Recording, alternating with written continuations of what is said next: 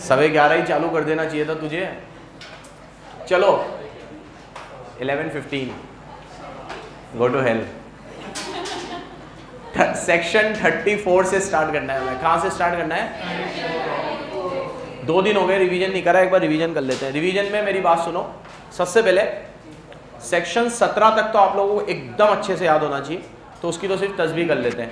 यहाँ देखो, सबसे पहले सेक्शन 5 में हम लोगों ने पढ़ा पार्टनर्स, सेक्शन 6 में पढ़ा मिनिमम और मैक्सिमम पार्टनर्स, सेक्शन 7 में पढ़ा डेजिग्नेटेड पार्टनर, सेक्शन 8 में पढ़ा डेजिग्नेटेड पार्टनर की लाइबिलिटी, सेक्शन 9 में पढ़ा change in designated partner, section 10 में पढ़ा पेनल्टी, 11 में पढ़ा इनकॉर्पोरेशन डॉक्यूमेंट, 12 में आरसी रजिस्ट्रेशन सर्टिफिकेट 14 दिन में, सेक्शन 13 में पढ़ा रजिस्टर्ड ऑफिस, सेक्शन 14 में पढ़ा effect of registration, very good, section 15 में नेम, 16 में पढ़ा रिजर्वेशन ऑफ नेम और 17 में पढ़ा, वेरी गुड, ठीक है। तो ये 17 तक तो आप लोगों को एकदम अच्छे से वर्ड टू वर्ड याद है, इसको साइड में रख दो। उसके बाद 18, 19, 20, 21 ओमिटेड था, 22 से रिवीजन कर लेते हैं। यहाँ देखो 22 में सबसे पहले हम लोगों ने पढ़ा पार्टनर के पार्टनर, एक बार आपने इनकॉर्पोरेशन डॉक्यूमेंट में नाम दे दिया तो you will be deemed as partner, partner माने जाओगे।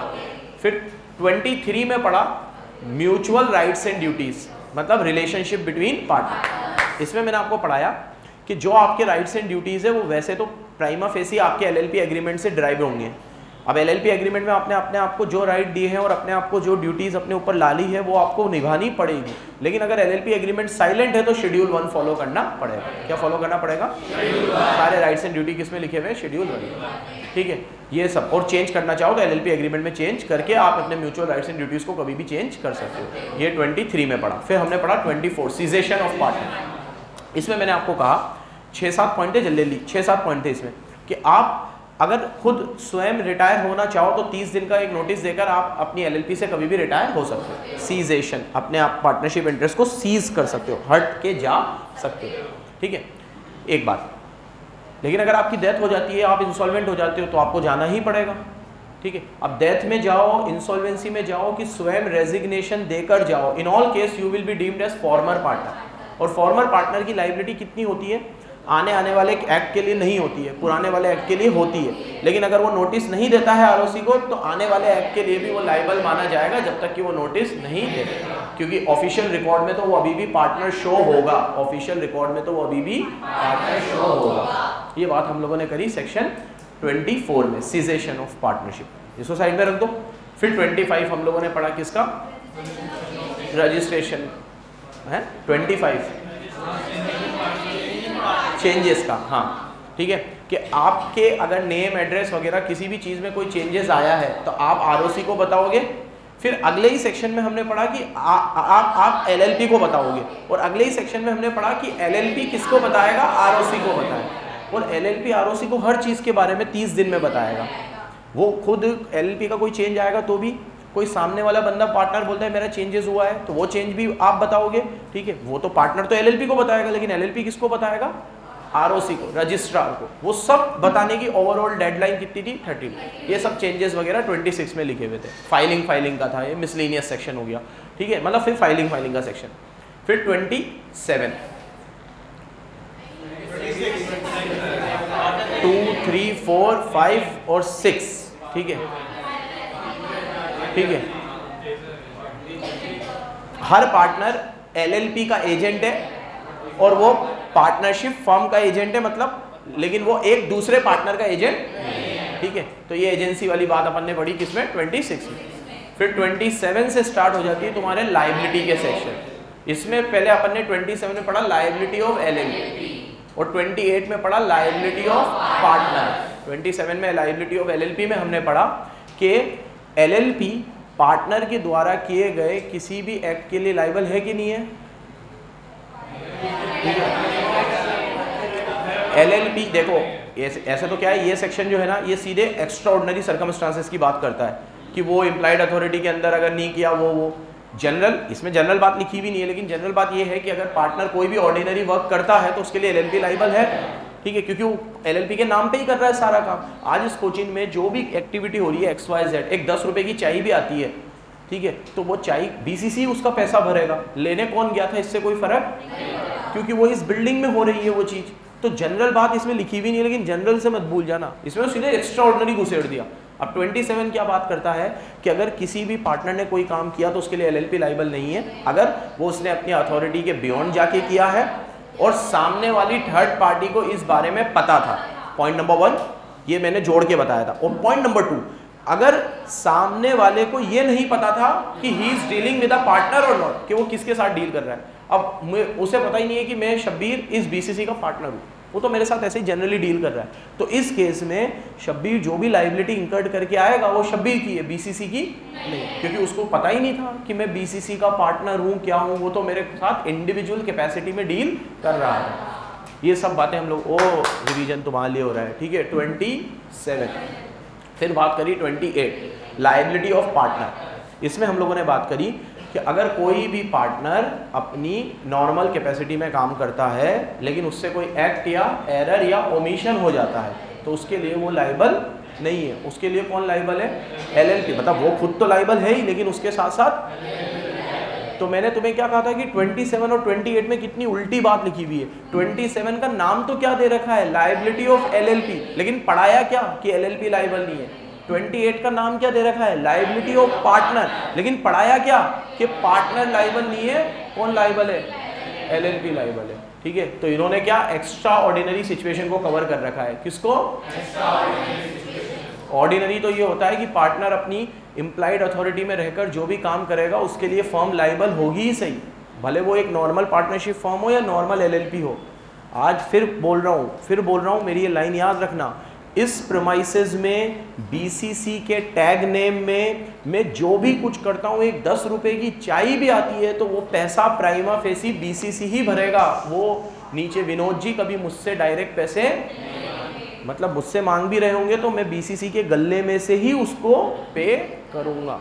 तो पहली लायबिलिटी तो फर्म की होती ही है, तो बेसिक चीज को क्या समझाएगा, ये तो बेसिक है, ठीक है। इसने एक्स्ट्रा ऑर्डिनरी सिचुएशन कवर कर रखी है। फिर 29 हमने पढ़ा फ्रॉड का होल्डिंग आउट का, सब ये एक इंपॉर्टेंट सेक्शन था।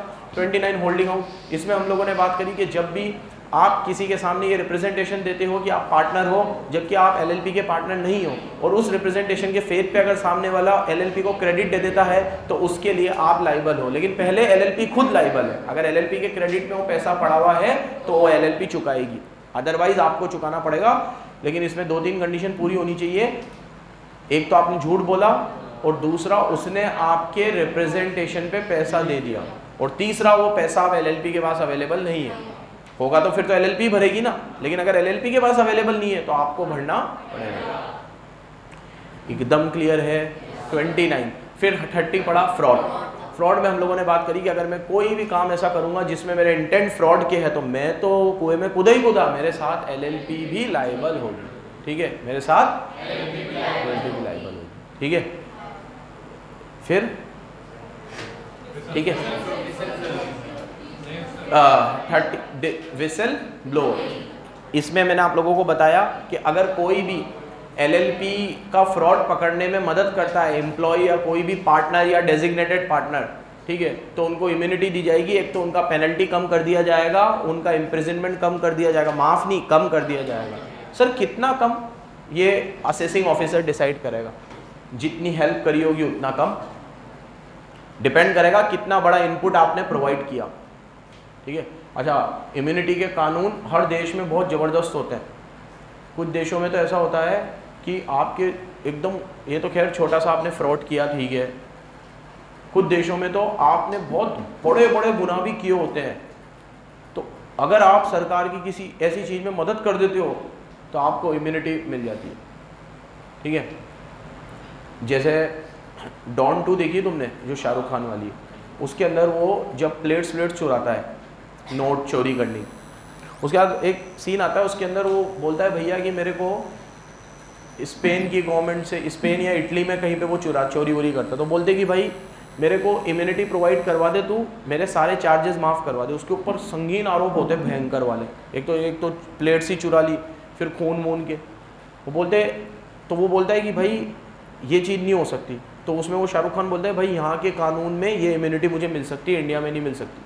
वो सही कहता है, बहुत सारी ऐसे देश है, मैक्सिको एक ऐसा देश है जो खून, रेप और ऐसे खतरनाक वाले जो अपराध होते हैं ना, उसमें भी वो लोग हेल्प कर देते हैं अगर आप उनको इन्फॉर्मेशन प्रोवाइड करते हो तो। अब इंडिया में इम्यूनिटी इतनी आसानी से नहीं मिलती है, एक बार आपका प्रोसिक्यूशन हो गया, आपको जेल हो गई, तो फिर वो सज़ा थोड़ी बहुत कम हो जाएगी, लेकिन ठीक है वेव नहीं होगी, पूरी इम्यूनिटी कभी भी नहीं मिलती है। और वो इम्यूनिटी भी किन चीज़ों में मिलती है कि जैसे मैंने अभी कहा कि कुछ इस तरह के जो एकदम मेजर क्राइम होते हैं उनमें नहीं मिलती है। यहाँ तो क्या ठीक है, पैसों की बात है, फ्रॉड किया है तो किसी को पैसों में नुकसान हुआ होगा, उसके कोई हेल्थ या कोई इस तरीके से आपने क्राइम नहीं किया है, ठीक है, तो मिल जाएगी। अब इसी में ये भी लिखा हुआ है कि अगर आपको डिमोट किया जाएगा, अपनी पोस्ट से हटाया जाएगा, तो आप उसके लिए भी अपील कर सकते हो और उससे आपको बचाया जाएगा अगर आपने वैल्यूएबल इनपुट प्रोवाइड किए हैं, इंफॉर्मेशन प्रोवाइड। फिर 32 में पढ़ाया कंट्रीब्यूशन और 33 में भी पढ़ाया कंट्रीब्यूशन। 32 में पढ़ाया आप जब भी पार्टनरशिप फॉर्म में आओगे तो आप कोई भी मूवेबल, इमूवेबल, टेंजिबल, इनटेंजिबल कोई भी प्रकार की asset as a capital contribution ला सकते हो। ये सेक्शन ना भी डालता तो भी हम कैपिटल कंट्रीब्यूशन में कुछ भी ला सकते हैं, ये तो हमारा निजी मसला है। जैसे हम तीनों ने मिलकर एलएलपी स्टार्ट करी और मैं ये कह रहा हूँ कि मुर्तज़ा अब दिल्ली से कि तुम 20-20 लाख रुपए लगाओ, मेरे पास 20 लाख रुपए नहीं है लेकिन मेरे पास मेरा पुराना घर है, अपन वहाँ पे कोचिंग पढ़ाते हैं, तो मैं बिल्डिंग लगा रहा हूँ, बिल्डिंग कोचिंग की, तुम 20-20 लाख रुपए कैश में लगा दो, तो मुझे कोई कानून ऐसा करने से रोकेगा क्या? तो ये सेक्शन ना भी डलता तो भी मैं टेंजिबल और इंटेंजिबल एसेट कंट्रीब्यूट कर सकता था, इसमें कोई इतनी बड़ी बात नहीं है। फिर 33, अगर आपने कोई भी एग्रीमेंट किया और जिसमें आपने कैपिटल कंट्रीब्यूट करने को कहा था और उस कैपिटल कंट्रीब्यूशन के बेसिस में आपने थर्ड पार्टी को कहा था कि हम ये पैसा चुका देंगे, बाद में आप वो कैपिटल कंट्रीब्यूट नहीं कर पाए, तो भी थर्ड पार्टी आपसे ओरिजिनल कॉन्ट्रैक्ट के बेसिस पे अपने पैसे रिकवर कर सकती है। मतलब एक तरीके से अगर बाद में आपका कैपिटल कंट्रीब्यूशन के चेंजेस आ भी गए तो जो प्रायर में एग्रीमेंट हुआ था उस पर कोई फर्क, अनलेस कि आपने किसी स्पेसिफिक एग्रीमेंट से उस एग्रीमेंट को ऑल्टर किया हो, फिर तो वो नोवेशन कहलाएगा। फिर वो क्या कहलाएगा? नोवेशन आपने पढ़ा है फाउंडेशन में, नोवेशन में तो इफेक्ट फिर अलग आता है। यहां तक मैं आप लोगों को पढ़ा चुका, क्लियर है? 33 शुरू करें आगे। आज कोशिश करेंगे 34 से, इसमें बुक्स ऑफ अकाउंट और कंपाउंडिंग ऑफ ऑफेंस होगा, 39 तक कवर करेंगे आज, 34 से 39। चलो, एक कंपाउंडिंग वाला सेक्शन बहुत जबरदस्त है, बाकी छोटे छोटे सेक्शन है, मेरी तरफ देखो प्लीज सामने। 34, हर एलएलपी को अपने बुक्स ऑफ अकाउंट मेंटेन करने हैं। पार्टनरशिप हो, सोल ट्रेडर हो, सभी करते हैं, तो आप भी करो। बस इनको एक थोड़ा राज क्या दिया गया है कि कंपनीज एक्ट में लिखा हुआ है कि आप अपने अकाउंट्स अप्रूवल बेसिस पे बनाओगे, इनको थोड़ी सी लिबर्टी दी गई है कि ये अपने books of account cash basis पे भी बना सकते हैं, but double entry system follow करना पड़ेगा। तो होता ही है, मैं अकाउंट बनाऊंगा डबल एंट्री सिस्टम फॉलो होगा, ठीक है। नहीं कर रहे ये लोग तो गलत है, सिंगल एंट्री सिस्टम में नहीं चला सकते, किस पे चलाना चलेगा? Double entry system. हर ट्रांजेक्शन कम से कम 2 जगह इफेक्ट देता है। समझ नहीं आता मुझे कि इनको कैश बेसिस पे क्यों अलाउ कर रखा है, सेंस नहीं है कुछ, क्योंकि एक तो कॉर्पोरेट लेवल पे काम हो रहा है और कैश बेसिस पे तो सोल ट्रेडर भी नहीं करता आजकल अकाउंटिंग, और एलएलपी तो एक कॉर्पोरेट लेवल का ऑर्गेनाइजेशन हो गया और उनको आपने बोल दिया कि अकाउंटिंग किस पे कर लो? Cash basis. मसलन कैश बेसिस पे करने का क्या हुआ कि अगर इस साल मेरा किराया बनता है 5 लाख रुपए और मैंने जमा कराया 4 लाख, तो मैं किताबों में सिर्फ कितने दिखाऊंगा? 4 लाख। अब अगले साल भी मेरा किराया बनता है 5 लाख लेकिन जमा कराया मैंने 6 लाख, क्योंकि 1 लाख इस साल के, तो कितने दिखाऊंगा? 6 लाख। तो गलत हो गया ना, इस साल 4 आए, उस साल 6 आए, आने चाहिए थे हर साल, लेकिन ये अलाउ करता है, तो जिसको करना हो करो। बाकी अपन एज ए एडवाइजर किसी को बोलेंगे नहीं कि वो कैश बेसिस पे करे। परफेक्ट सिस्टम तो अप्रूवल ही है, ठीक है। एएस भी फॉलो होते हैं, फिर उसमें अगर आप अप्रूवल फॉलो नहीं करोगे तो एएस भी फॉलो नहीं होंगे, क्योंकि एएस भी यही कहता है कि अप्रूवल बेसिस फॉलो करो। तो ये तो बात हुई अकाउंट्स बनाने की, मेरी तरफ देखो। अब ये जितने भी अकाउंट आप बनाते हो, जितने भी अकाउंट आप बनाओगे, balance sheet, P&L, cash flow, अगर आप पे लगता है तो इसके साथ साथ आप एक स्टेटमेंट ऑफ सॉल्वेंसी भी बनाओगे। क्या बनाओगे? जिसमें ये क्या इसका एक फॉर्मेट होता है, इसमें है मतलब तुम्हारे कोर्स में नहीं है लेकिन एलएलपी के फर्स्ट शेड्यूल में फॉर्मेट दे रखा है। तो उसमें क्या होता है, यहाँ सारी एसेट लिखते हैं, उनका वैल्यू लिखते हैं, लाइबिलिटी लिखते हैं, उनका वैल्यू लिखते हैं, एसेट में से लाइबिलिटी माइनस करते तो पता चल जाता है हमारे पास अभी इतनी सॉल्वेंसी है, मतलब नियर बाय फ्यूचर में हम लिक्विडेट नहीं होंगे, अभी हमारी फाइनेंशियल पोजीशन अच्छी है। तो इनसे ये भी बनवाते हैं स्टेटमेंट ऑफ सॉल्वेंसी। ये बुक्स ऑफ अकाउंट जो आपने बनाए हैं और जो स्टेटमेंट ऑफ सॉल्वेंसी है, ये दोनों आपको फाइनेंशियल ईयर कंप्लीट होने के 6 मंथ के अंदर अंदर रजिस्ट्रार को फाइल करने हैं। किसको फाइल करने हैं? कितने महीने के अंदर अंदर? ये सेक्शन 34 कहता है। क्या कहता है? देखो, proper books of account maintain करना, किस बेसिस पे? कैश या डबल एंट्री सिस्टम फॉलो करना। कहाँ पे रखना? ये सब अपने पास रखना रजिस्टर ऑफिस में, और फिर फाइल भी करना। फाइल कैसे करना? With in a period of 6 month. कहाँ से स्टार्ट करना है? एंड ऑफ, तो मेरा साल खत्म हुआ 31 मार्च को, तो मेरे 6 महीने कंप्लीट होंगे 30 सितंबर को। कब होंगे? मार्च में साल खत्म होगा, अप्रैल मई जून जुलाई अगस्त सितंबर, 6 महीने के अंदर अंदर मुझे क्या फाइल करना है? ये फाइल करना है। क्या क्या? एक तो स्टेटमेंट ऑफ अकाउंट और एक सॉल्वेंसी। स्टेटमेंट ऑफ अकाउंट में आते हैं आपके P&L, बैलेंस शीट और कैश फ्लो स्टेटमेंट, अगर एप्लीकेबल है तो। बुक्स ऑफ अकाउंट फाइल मत कर देना, बुक्स ऑफ अकाउंट तो आपके पास रहेंगे बस, ये कैश बुक, ठीक है, purchase book, cell book, general, ये भी तुम ले जाओ वहाँ पे सारा, ठीक है। क्या क्या करेगा वो? सिर्फ क्या फाइल करना है? Statement of account. चलो, कैसे फाइल करना है? प्रेस्क्राइब फॉर्म में, प्रेस्क्राइब मैनर में, प्रेस्क्राइब फीस के साथ, डेजिग्नेटेड पार्टनर के साइन के साथ। हर जगह पे डेजिग्नेटेड पार्टनर की इंपॉर्टेंस दर्ज कराया करो, उसके साइन लेकर। किसके साइन लेकर? जहां कोई डॉक्यूमेंट देने की बात आ रही हो, ये लाइन रट लो कि किसके साइन होंगे उस पर। पेनल्टी, अगर नहीं करा फाइल तो क्या पेनल्टी होगी? ठीक है, 100 रुपये पर डे और 1 लाख रुपए। बीच में 3 और 4 में ये लिखा हुआ है, ठीक है, कि वो प्रेस्क्राइब टाइम में फाइल करने हैं, तो इससे तो कोई मतलब ही नहीं है, टाइम बता ही दिया मैंने तुम्हें। ये 4 में ये लिखा हुआ है कि सेंट्रल गवर्नमेंट इस सेक्शन से किसी को भी एग्जेम्प्ट कर सकती है, ठीक है, ऑफिशियल गैजेट में डालकर। जैसे कभी सेंट्रल गवर्नमेंट का मन करा कि यार बहुत सारे डॉक्यूमेंट फाइल होते हैं एलएलपी के, चेक करने पड़ते हैं, जब चेक करते हैं तो किसी की 10 लाख सेल है, 12 लाख सेल है, छोटे छोटे लोगों को क्या परेशान करे, इनकम टैक्स भी नहीं लग रहा है इनके ऊपर, तो एक ऑफिशियल गैजेट में नोटिफिकेशन डाल सकती है सेंट्रल गवर्नमेंट कि स्टेटमेंट ऑफ अकाउंट सिर्फ वही लोग फाइल करेंगे जिनका टर्नओवर 50 करोड़ से ज़्यादा होगा। ऐसा कुछ डाला नहीं है, लेकिन ऐसी पावर अब है उनके पास कि अकाउंट्स सेंट्रल गवर्नमेंट में by notification exempt any class of LLP from the requirement of this section. तो अभी करा ही नहीं है किसी को, तो हमारे काम का नहीं है, जब करेगी तब की तब देखेंगे। तो सेंट्रल गवर्नमेंट इस सेक्शन से किसी को भी मुक्त कर सकती है। ये पावर सेंट्रल गवर्नमेंट ने खुद अपने आप को दिया है कि जब हमें लगेगा तो हम इसमें एग्जेम्प्ट किसी को कर देंगे। आगे आओ, अब ये नया जुड़ा है 34A।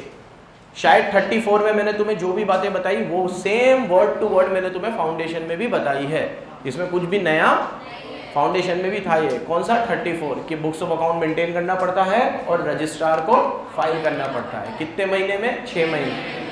क्या क्या फाइल करना पड़ता है? 2 चीजें, एक स्टेटमेंट ऑफ अकाउंट और एक स्टेटमेंट ऑफ सॉल्वेंसी। बढ़ो आगे, 34A नया जुड़ा है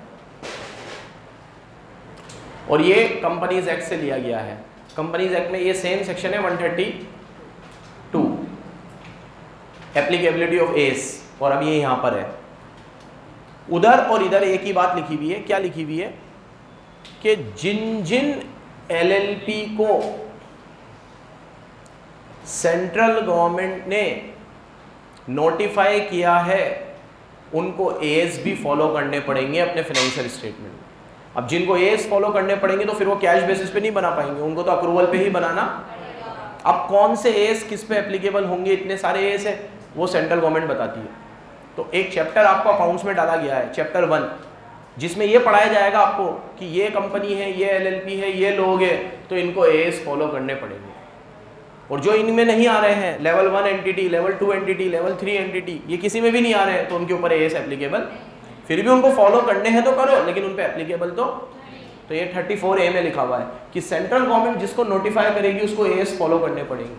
सेंट्रल गवर्नमेंट जिसको नोटिफाई करेगी उसको एएस फॉलो करने पड़ेंगे। पढ़ो, central government in consultation with NFRA, एक ऑर्गेनाइजेशन है, NFRA,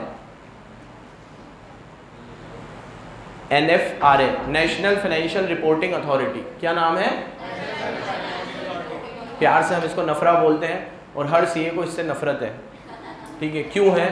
क्योंकि मैं बताऊंगा ये ऑर्गेनाइजेशन कितनी खतरनाक ऑर्गेनाइजेशन है, और ये सेंट्रल गवर्नमेंट ने फॉर्म करी है सीए के ऊपर नज़र रखने को। ये ऑर्गेनाइजेशन हमारे भी ऊपर नज़र रखती है, ठीक है, कि हमने ऑडिटिंग सही से करी नहीं करी, और बहुत सारी चीज़ें, बहुत विवाद हुआ था जब ये ऑर्गेनाइजेशन बनी थी मोदी जी के टेन्योर में, ठीक है। तो देखेंगे इसको क्या है 132 में कि क्या है ये organization. NFRA, national financial reporting authority, ये अकाउंटिंग प्रेस्क्राइब करती है कि कौन से एएस आप पे लगेंगे, ठीक है, और एएस कौन से होंगे जो ICAI ने रिकॉग्नाइज किए हैं, ठीक है। तो 34A, जिन जिन के ऊपर एएस लगेंगे उनको अपने फाइनेंशियल स्टेटमेंट में एएस को भी इंक्लूड करना, मतलब अपनी अकाउंटिंग एएस के अकॉर्डिंग करनी पड़ेगी। 34A। 35 annual return. ये एनुअल रिटर्न सब सुन रहे हो बराबर? कंपनियों को भी फाइल करना पड़ता है, कंपनी को। वहाँ सेक्शन लगेगा तुम्हारा 96 कंपनीज एक्ट में, यहाँ लगेगा तुम्हारा, खैर अभी मैं तुम्हें बताऊंगा कौन सा याद रहेंगे, लेकिन वहाँ आएगा, जैसे ये याद चल रहे हैं वैसे वो भी सारे याद होंगे लाइन से, ठीक है। तो वहाँ 96 एनुअल रिटर्न का आएगा। उन लोगों को एनुअल रिटर्न फाइल करवाते हैं समझ आता है, इनका फालतू ही है, क्योंकि उनके एनुअल रिटर्न में उनकी साल भर की पूरी एक्टिविटी जाएगी, कितनी बोर्ड मीटिंग हुई, AGM कब हुई, एनुअल जनरल मीटिंग में क्या क्या हुआ, कौन से एजेंडा डिस्कस हुए, किन किन चीज़ों पे रिजोल्यूशन पास हुए, ठीक है। बहुत सारी चीज़ें होती है उनके एनुअल रिटर्न में, क्योंकि साल भर में एक्टिविटी भी उतनी होती है। LLP में इतनी एक्टिविटी थोड़ी होती है, कोई AGM बोर्ड मीटिंग, LLP में ऐसा थोड़ी है, बोर्ड ऑफ डायरेक्टर अलग है, शेयर होल्डर अलग है, पार्टनर है, उसी को तुम मेंबर बोलो, उसी को तुम डायरेक्टर बोलो, सब वही लोग तो देख रहे हैं, और सब कुछ अपनी आंखों के सामने हो रहा है, सब एक्टिविटी, किसी को बताने की जरूरत नहीं है। वहां पे तो क्या है कि काम करते हैं डायरेक्टर, और साल में एक बार वो बताना पड़ता है शेयर होल्डर को, तो वहां मुझे इस सेक्शन के रिलेवेंस समझ में आती है। उठा के एज इट इज यहाँ डाल दिया जबरदस्ती, इन्होंने कहा एनुअल रिटर्न फाइल करना है। ये चैप्टर के शुरू में पढ़ाया था कि फ्लेक्सिबल है, ये है, इतनी फॉर्मेलिटी नहीं है, और तुम्हें उस समय बोला था मैंने कि ये सब लिखने वाली बातें हैं, इसमें भी है फॉर्मेलिटी। अब ये जबरदस्ती का सेक्शन है, क्या फाइल करूंगा मैं एनुअल रिटर्न में LLP में, कुछ भी इतना कोई फॉर्मेलिटी नहीं है, ठीक है। एक बार हमने आर्टिकलशिप में बनाया था, सब में NA जाता है, not applicable not applicable not applicable, कुछ नहीं होता उसमें, ठीक है। जबरदस्ती की फाइलिंग है और पैसे फालतू के भरने पड़ते हैं, CA को देने पड़ते हैं, ठीक है। Every LLP annual return file करेगा, कैसे फाइल करेगा? प्रेस्क्राइब फॉर्म में, प्रेस्क्राइब मैनर में, प्रेस्क्राइब फी के साथ। कितने दिन में? फाइनेंशियल ईयर कंप्लीट होने के 60 दिन में। कितने? क्या, कहां से? अब इसमें इसका कंटेंट देता नहीं है कि क्या क्या क्या फाइल होगा इसमें, तो फाइल करना है बस। तो ये ऑब्जेक्टिव में आएगा 1 नंबर में कि कितने दिन में फाइल करना है। नहीं करा तो पेनल्टी कितनी है? 100 रुपये पर डे, मैक्सिमम 1 लाख। आगे आ जाते हैं।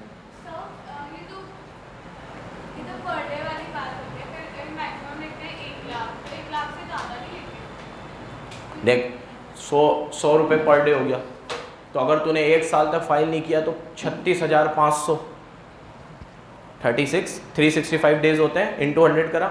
2 साल नहीं किया तो 73,000, 3 साल नहीं किया तो फिर 1,05,000, लेकिन फिर उतने नहीं लगेंगे, फिर कितने लगेंगे?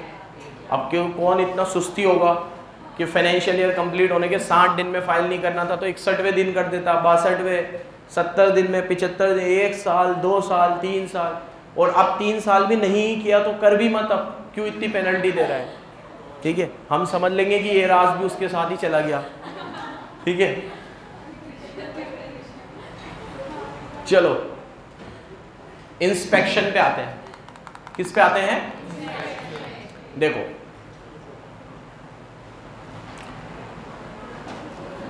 कई बार क्या होता है कि आप इनकम टैक्स को जो चीज जमा कराते हो वो अलग होती है और आपके फाइनेंशियल स्टेटमेंट अलग होते हैं।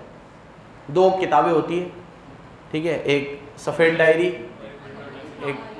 एक लाल डायरी, ठीक है, ब्लैक नहीं। तो आपका जो एक्चुअल पूरा ट्रांजैक्शन होता है तो लाल डायरी में होता है और सफ़ेद बुक आप रखते हो इनकम टैक्स के लिए सारी, लेकिन आपके पास सब तरह का डेटा तो होता ही है, तो कभी भी आपके यहाँ आके छापे वापे पढ़ सकते हैं, ठीक है।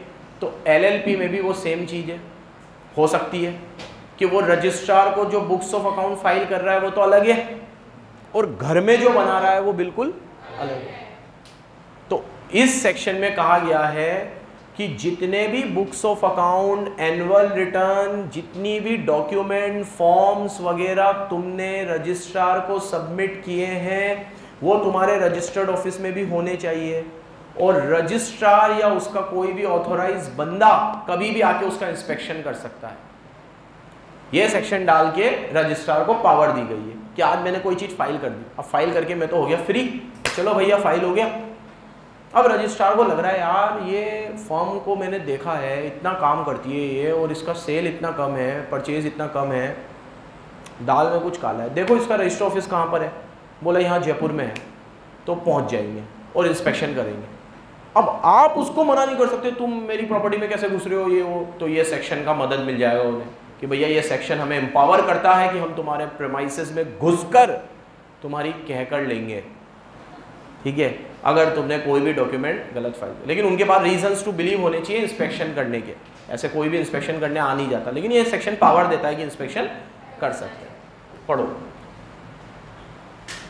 हर चीज़ आपको रजिस्टर ऑफिस में रखना है, ओपन फॉर इंस्पेक्शन। देखो इनकॉर्पोरेशन डॉक्यूमेंट, पार्टनर के नाम, उसमें कोई चेंजेस हुए हैं, एनुअल रिटर्न, इंसॉल्वेंसी का स्टेटमेंट, बुक्स ऑफ अकाउंट, ये सब चीज़ें जो भी आपने फाइल करी है ये रजिस्ट्रार के लिए आपको अवेलेबल रखना पड़ेगा और वो कभी भी आके क्या कर सकता है, प्रेस्क्राइब मैनर में, प्रेस्क्राइब फीस के साथ, फॉर्म में नहीं।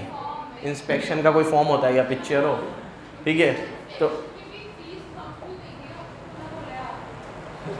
वेरी गुड क्वेश्चन नवलीन, ठीक है, ठीक है, बिल्कुल सही बात है, हम क्यों देंगे, ठीक है, तो वो दे।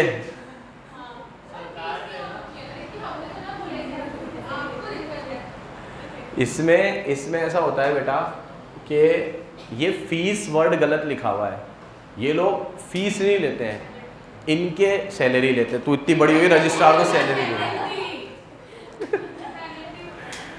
पेनल्टी तो अलग है, पेनल्टी तो जहाँ लगेगी वहाँ लगेगी। एक्चुअली बेटा ये लोग फीस इसलिए डालते हैं कि इनके कोई एक्सपेंस लगते हैं ना तो ये वो आपसे ही लेते हैं। हाँ, अब वो बिल्कुल सही है कि भाई मैं क्यों दूं। तो जब तुम्हारा इंस्पेक्शन होगा और आप पाए गए एकदम फ्री फ्रॉम चार्ज और इनकम्बरेंस और कोई भी गिल्टी नहीं पाए गए आप, तो आप ये खर्चे अगर वो आपसे मांग रहा है तो या तो आप डिनाई कर सकते हो या आप कोर्ट में अपील करके भाई ये ऐसे मैं क्यों। लेकिन एक बार आप गिल्टी पाए गए तो फिर वो खर्चे आपको देने ही पड़ेंगे, ठीक है, ऐसे होता है इसमें। और इतने ज़्यादा होते नहीं है ये कि इसके लिए आपको केस तक की नौबत आए, बिल्कुल नॉमिनल फीस होती है। बेटा पॉज करते एक मिनट।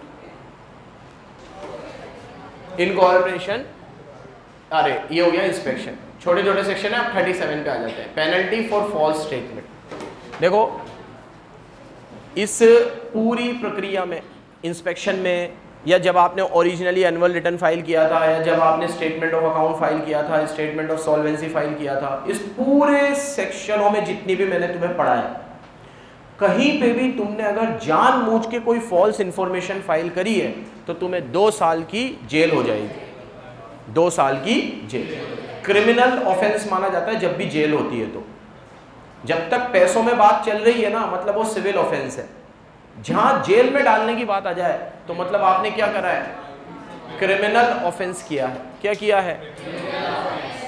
तो मतलब अगर आपने कोई भी सेल गलत बताई, परचेज गलत बताई, पेनल्टी लग गई आपके ऊपर, पैसों में नहीं लगी, जेल हो रही है, तो मतलब सरकार ने उस ऑफेंस को क्या मान लिया? Criminal offence. अभी पार्लियामेंट में बहुत बहस हुई थी, कंपनीज एक्ट के और एलएलपी के मैक्सिमम सेक्शन को क्रिमिनलाइज कर दिया गया।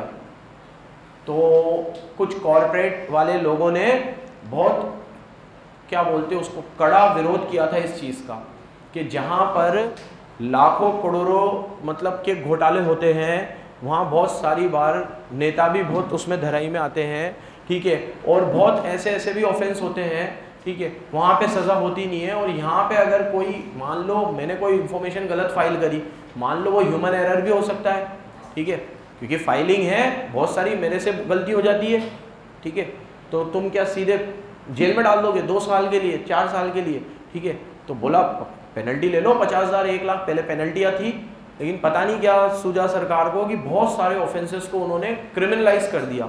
तो अभी बहुत डिबेट हुई थी इसके ऊपर कि भाई आपने इतने सारे ऑफेंसेस को क्रिमिनलाइज क्यों किया है। उसमें से एक ये भी था, यहाँ पे सिर्फ पहले पैसे देकर पेनल्टी भरने की बात थी, लेकिन यहाँ पे भी क्या कर दिया गया है, क्रिमिनलाइज कर दिया गया है, ठीक है। हालांकि देखो क्रिमिनलाइज करने के लिए नेचर ऑफ ऑफेंस पे डिपेंड करता है। देखो अभी मेरे से कोई ऐसी एरर हुई है, ठीक है, कि जो एक नॉर्मल ह्यूमन एरर है, किसी से भी हो सकती थी, उसके लिए मुझे 2 साल की जेल नहीं मिलेगी, कम मिलेगी, या हो सकता है जेल हो ही ना मुझे। तो ये सेक्शन को जैसे लिखा गया है ना, ऐसा मत समझना एज इट इज ये सब पे ऐसे के ऐसे अप्लाई हो जाते हैं। ऐसा होता तो फिर हमारा जुडिशियल सिस्टम क्या काम करता फिर, ठीक है। तो ये तो लेजिस्लेचर वाला पार्ट है, ऐसा है, ठीक है। अब वो जुडिशियल डिसाइड करता है कि कहाँ कितनी पेनल्टी सही है, लगनी चाहिए, कम लगनी चाहिए, ज़्यादा लगनी चाहिए। तो देखो, if in any return statement document, कोई भी डॉक्यूमेंट में आपने क्या करा है, एस्टेस करवाइए अपनी, मेक्स अ स्टेटमेंट, आपने कोई ऐसी स्टेटमेंट दी है जो क्या है, फॉल्स है, और knowing it to be false, और जिसमें आपने मटीरियल फैक्ट को छुपाया है, मटीरियल या तो झूठ बोला है या मटीरियल फैक्ट को, ये दोनों चीज आपने करी है, तो आपके ऊपर कितनी जेल है, पनिशेबल विद इम्प्रिजनमेंट विच में एक्सटेंड टू 2 साल की जेल है, और ऑल्सो लाइबल फाइन भी है, जो कितना है 5 लाख, जो कम से कम तो कितना होगा, नॉट लेस देन, कम से कम 1 लाख और ज्यादा से ज्यादा 1 लाख से 5 लाख, और इम्प्रिजनमेंट जेल कितनी होगी। आज कितने सेक्शन पढ़े हम लोगों ने अभी तक? 34 पढ़ा फाइनेंशियल स्टेटमेंट का, 34A पढ़ा एएस का, 35 पढ़ा एनुअल रिटर्न का, 36 पढ़ा इंस्पेक्शन का, और 37 पढ़ा फॉल्स स्टेटमेंट की पेनल्टी, फॉल्स झूठ बोलने की पेनल्टी, कुछ बात छुपाने की पेनल्टी। अगर वो चीज जानबूझ के की गई है तो 2 साल की जेल है, क्रिमिनल ऑफेंस है ये 37। अब आते हैं 38, ठीक है, बराबर सुन रहे हो ना। 39 तक कवर करना है हम लोगों को आज, जल्दी इधर देखो। 38 नया बहुत कम पढ़ा है अपन ने, मैक्सिमम आज का टाइम रिवीजन में दिया है। 38 power of registrar to collect information, क्या नाम है इसका? देखो रजिस्ट्रार के पास ये पावर है कि किसी भी एलएलपी के अभी के जो पार्टनर है वो, या जो पहले पार्टनर रह चुके थे वो, पहले एम्प्लॉय रह चुके थे वो, उनको समन भेजकर उनसे कोई भी इंफॉर्मेशन कलेक्ट कर सकता है। और जब उनको नोटिस जाए तो वो डिनाई नहीं कर सकते कि हमारा तो अब इस एलएलपी के साथ कोई लेना देना ही नहीं है, ठीक है, हम तो 10 साल पहले इसमें पार्टनर थे, हम तो 5 साल पहले एम्प्लॉय थे, अब थोड़ी ना एम्प्लॉय है, अब थोड़ी ना पार्टनर है, अब क्यों हमें परेशान किया जा रहा है, जाओ हम तो नहीं आ रहे। इस तरह के शब्दों का आप प्रयोग नहीं कर सकते। यू हैव टू कोऑपरेट, आपको कोऑपरेट करना। रजिस्ट्रार के पास पावर है कि वो पास्ट एम्प्लॉय को और पास्ट में रहे पार्टनर्स को भी समन भेज सकता है, नोटिस भेज सकता है, और उनसे इंफॉर्मेशन ऑब्टेन, और उन्हें वो इंफॉर्मेशन देनी। अगर उन्होंने नहीं दी तो इसी सेक्शन में लिखा हुआ है कि उनसे इंफॉर्मेशन निकलवाने के लिए रजिस्ट्रार किसी पब्लिक सर्वेंट की मदद भी ले सकता है, जैसे पुलिस वाले, कोई वकील, कोई रीजनल डायरेक्टर, इन लोगों की मदद भी ले सकता है और इनको भेज सकता है घर पे कि जाओ ये लोग, हम 3 नोटिस दे चुके हैं, ये लोग हमें इन्फॉर्मेशन नहीं दे रहे हैं। चौथी बार पुलिस वाला आएगा और तुम्हें पकड़ के ले जाएगा, थाने में बिठाएगा, वहाँ पे वो आएगा रजिस्ट्रार और तुम उनसे मांगेगा जो सवाल और तुम्हें जवाब देने पड़ेंगे। ठीक है, ये कई बार किसी को हैरेसमेंट लग सकता है, बट ये भी सेक्शन है। हैरेसमेंट मतलब कि आज आप एक पल के लिए सोचोगे अगर ये कोचिंग छोड़े हुए मुझे 10 साल हो गए हैं और आज 10 साल के बाद इस कोचिंग में कोई इन्वेस्टिगेशन चल रहा है और उस इन्वेस्टिगेशन में मेरा कहीं नाम आ गया और मुझे नोटिस भेजा गया, तो मुझे कई बार ऐसा लगेगा कि यार ये क्या बात हुई, 10 साल पुरानी बात है, मेरे को थोड़ी याद है ये सब चीज़ें, मैं क्यों आऊँ, ठीक है, मेरे को क्या मिलेगा। तो क्या होता है कि लॉ प्रोसेस के अंदर अगर आपका नाम है कहीं पे तो ये आपकी मॉरल ड्यूटी है कि आप हेल्प करो। अगर आपको कोई इनपुट पता है तो आप बताओ, भले आप अब उस ऑर्गेनाइजेशन के पार्ट नहीं। समझ गए?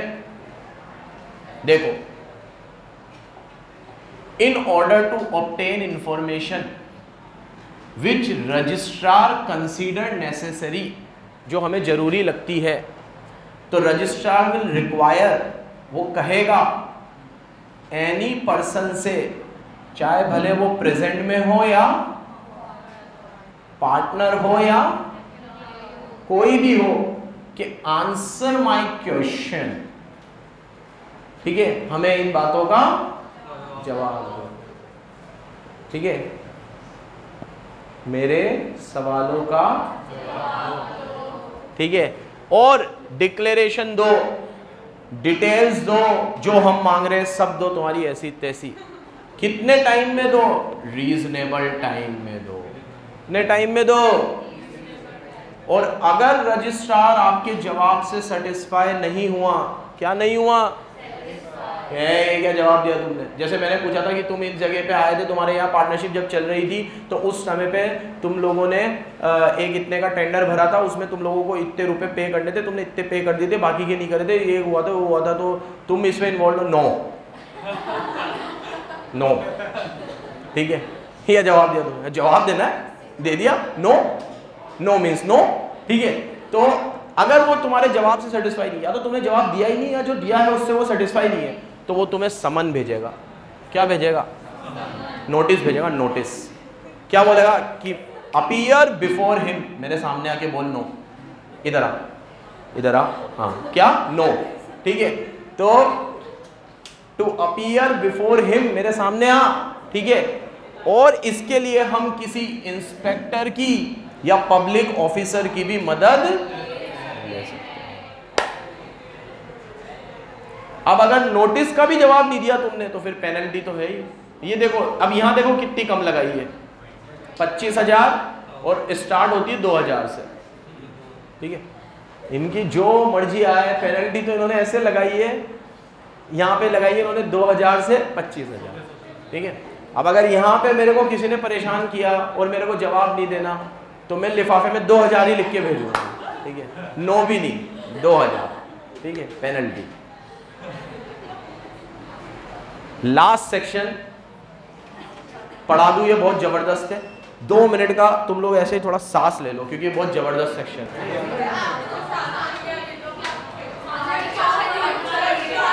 ये दोनों को क्या जल्दी इस कैद खाने से छूटना होता है, दे आर लाइक फटाफट पढ़ाओ, तुम्हारी एज से जो पढ़ाना है, जो करना है करो। ठीक है, हमें यहाँ से भेजो।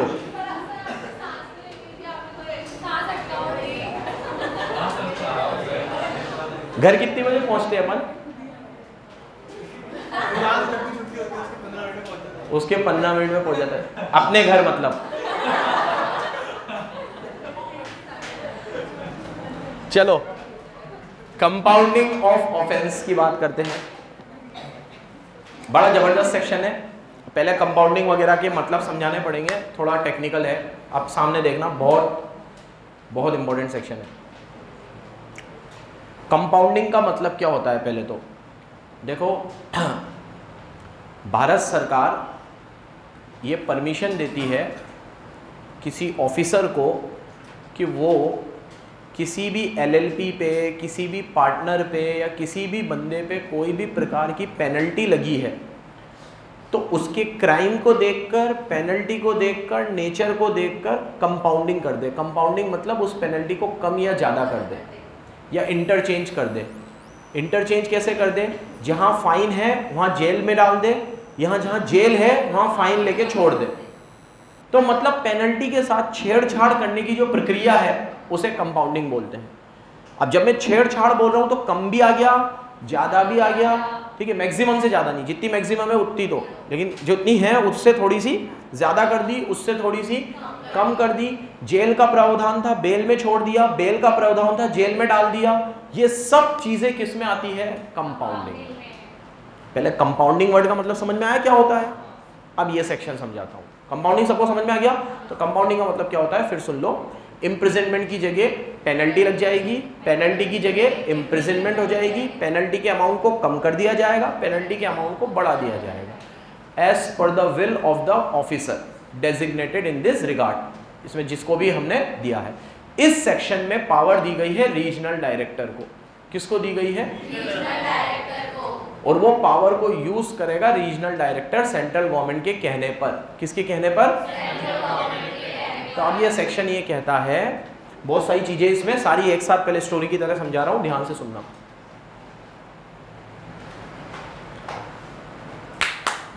कोई भी एलएलपी या कोई भी उसका पार्टनर जो जिसके ऊपर कोई प्रोसिक्यूशन मतलब कार्रवाई स्टार्ट हो चुकी थी या अभी कार्रवाई स्टार्ट नहीं भी हुई थी, हो चुकी थी तब भी और नहीं भी हुई थी तब भी, वो बंदा जाएगा रीजनल डायरेक्टर के पास और रीजनल डायरेक्टर से बोलेगा कि मेरे ऑफेंस की कंपाउंडिंग कर दो। कंपाउंडिंग कर दो मतलब ये जो मैंने गुनाह किया है ना तुम्हें फॉल्स इन्फॉर्मेशन देने का, इसमें तुमने 2 साल की जेल डाल रखी है और 2 साल अगर मैं जेल में रहूँगा, डेजिग्नेटेड पार्टनर गया, एलएलपी को तो जेल होगी नहीं, तो डेजिग्नेटेड पार्टनर बोलता है भाई मेरे छोटे छोटे 2 बच्चे हैं, मैं एक ही अर्निंग मेंबर हूँ, मेरे घर में इतने सारे लोग हैं, मैं जेल वेल में तो नहीं जा सकता, मैं जेल जाऊँगा मेरी पूरी फैमिली ख़त्म हो जाएगी और ये गुनाह मेरे से हुआ है, मैं कबूल कर रहा हूँ कि मैंने से ये इन्फॉर्मेशन गलत फाइल हो गई है, अब 2 साल तो मैं जेल में नहीं रहूँगा, प्लीज़ आप जो भी हो कुछ करो। तो यहाँ पे जो डेजिग्नेटेड ऑफिसर है रीजनल डायरेक्टर, वो उसकी दलील को सुनने के बाद उसको ऐसा लगेगा कि इसकी कंपाउंडिंग होनी चाहिए, उसका डिस्क्रिशनरी पावर है तो कंपाउंडिंग करेगा और कंपाउंडिंग करके वो आपके ऑफेंस की सज़ा को कम कर देगा या बढ़ा भी देगा या जो करना होगा करेगा, ठीक है। जो भी कुछ वो करेगा वो इस बात की जानकारी रजिस्ट्रार को देगा और फिर जो भी ऑर्डर वो रीजनल डायरेक्टर पास करेगा वो फाइनल ऑर्डर होगा, फिर उसके आगे कोई और ऑर्डर नहीं आ सकता। हाँ, फिर आप हाई कोर्ट या सुप्रीम कोर्ट जाते हो अलग बात है, बट एक बार मान लो रीजनल डायरेक्टर ने बोल दिया कि ठीक है नहीं चलो 2 साल तो बहुत, चलो तुम 10 लाख रुपए दे सकते हो, हाँ 10 लाख रुपए दे दूंगा, ठीक है 10 लाख रुपए दे दो, रजिस्ट्रार को लिख दिया।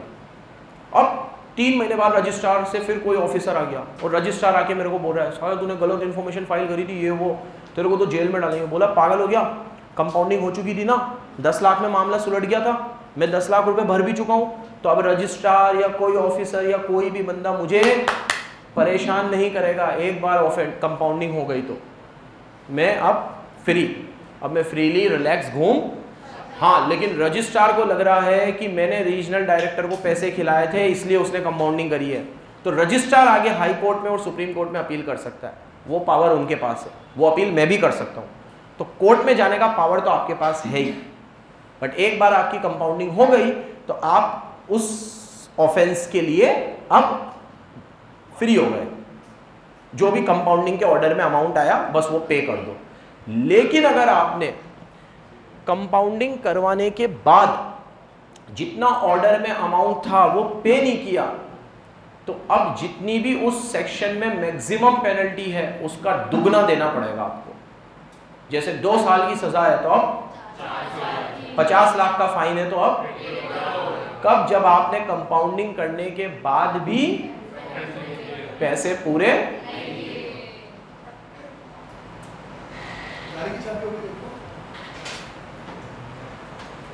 क्योंकि हमने इतनी बड़ी आपको इम्यूनिटी दे दी, आपकी सजा कम कर दी, आपका पेनल्टी कम कर दिया, दुनिया भर की आपको फायदे दे दिए, स्टिल आप तो फिर पैसे भी नहीं दे रहे हो, तो आपके ऊपर फिर डबल लगेगी, डबल। एक बार कंपाउंडिंग कर ली तो इसको साइड में रख दो। एक ऑफेंस में आपकी अभी कंपाउंडिंग हुई तो अब अगले 3 साल तक कोई और ऑफेंस में आपकी कंपाउंडिंग नहीं होगी। मतलब आप इसको रोज का रागड़ा मत बना लेना।